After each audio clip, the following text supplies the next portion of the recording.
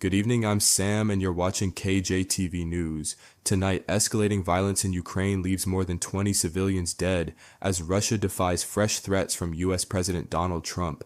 Our top story: deadly airstrikes hit Ukraine once again, with shocking consequences for both inmates and civilians. Here's the full report.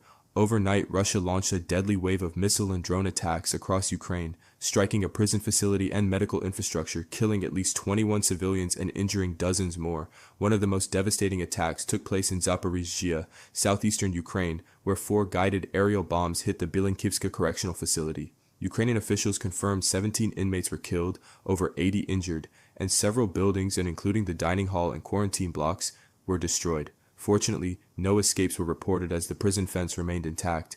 In a separate attack in Dnipro, missiles struck the city of Kamyanske, destroying parts of a hospital and nearby buildings. At least 4 people died, including a pregnant woman, and 8 others were injured. Other regions such as Sinelnikivsky and Velikomikhylivska were also hit by FPV drones and bombs, killing an elderly woman and injuring several others.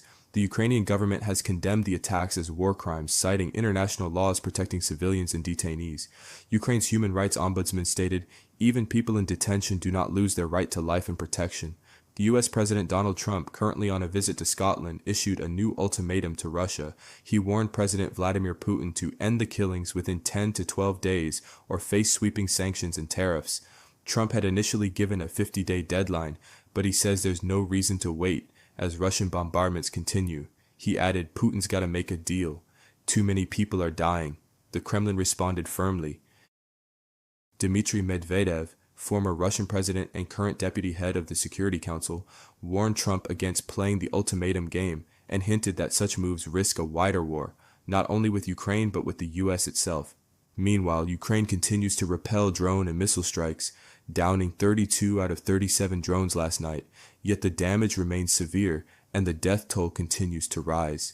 The attacks come days before the 3-year anniversary of the Olenivka prison bombing and highlight a grim reminder of Russia's ongoing strategy to hit civilian and symbolic targets.